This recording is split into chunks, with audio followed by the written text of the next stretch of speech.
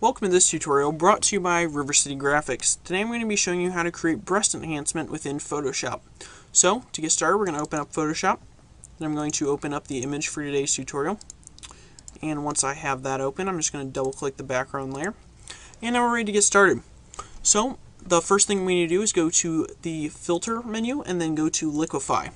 And the filter, or the liquify filter, is definitely one of the coolest filters within Photoshop. You can take and you can move things around, you can like push them in, you can make them bigger, you can make them smaller, you can twirl them, all kinds of different stuff. So it's definitely one of my favorite filters within Photoshop.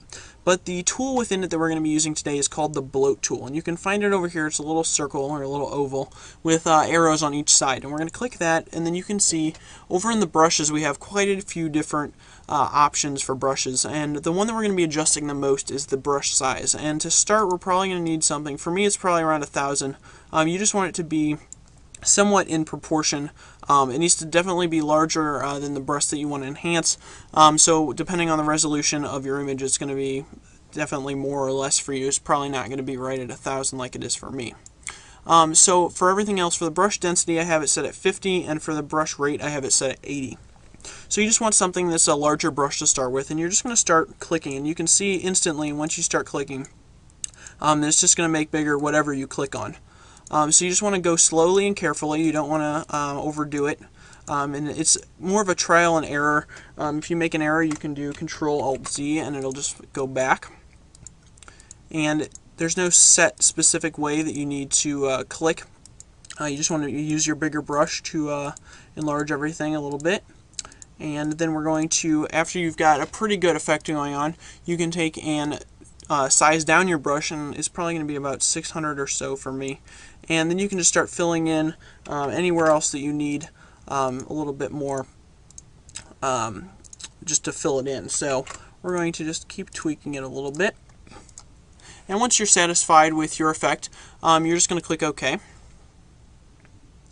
And now you can see our before and after of that.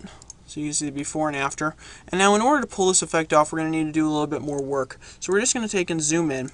And now that we've done that, we're going to grab the burn tool. So you can find it over here. There's a hand tool, a little lollipop looking thing, and then a sponge. So it's in that menu. So you just hold down, and we need to go to the burn tool first. So I have my brush set at about 125. And we want the range to be set to mid-tones, and then I have the exposure set to 100. And what this is going to allow us to do is I'm just going to go around the base of the breast, and it's just going to allow us to take and darken up that area like it would have some depth. So it would have some more depth there naturally. So since we created this artificially, we're going to want to simulate that. So within that area, you're just wanting to darken it up a little bit. And then we're going to go over and we're going to grab the dodge tool next. And for midtones, we're going to take and have it on 20, and then we're just going to kind of go towards the upper part of the breast. Just try and lighten that up, just to give it a little bit more. Want darker on the bottom, lighter on top, just to try and give it a little bit more form. Now the last thing that we're going to do is we're going to go back to the burn tool, and we're going to select highlights, and we want it to be on 20.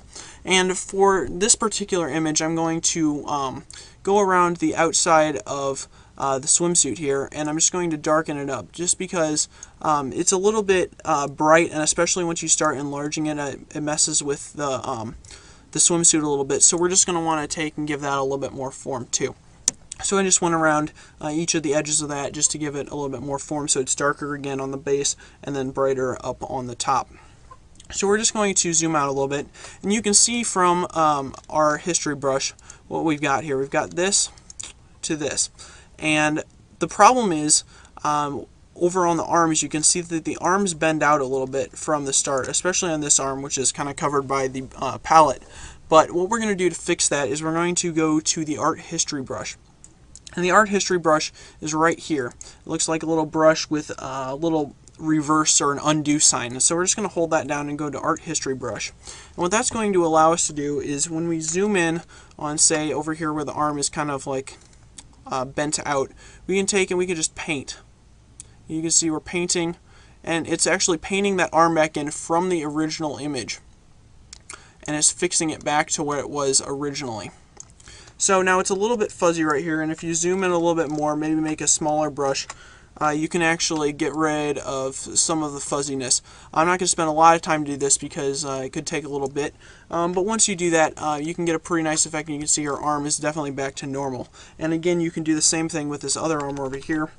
I'm just going to zoom in, and then you can basically just repaint where her arm was before we started adjusting the breast.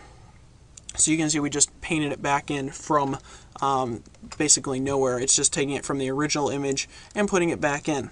So you can see that we have a pretty nice effect here from the original, which is right here, to the final. So I hope you guys learned something in this tutorial. Don't forget to subscribe, rate, and comment. Thanks for watching, and I'll see you in the next video.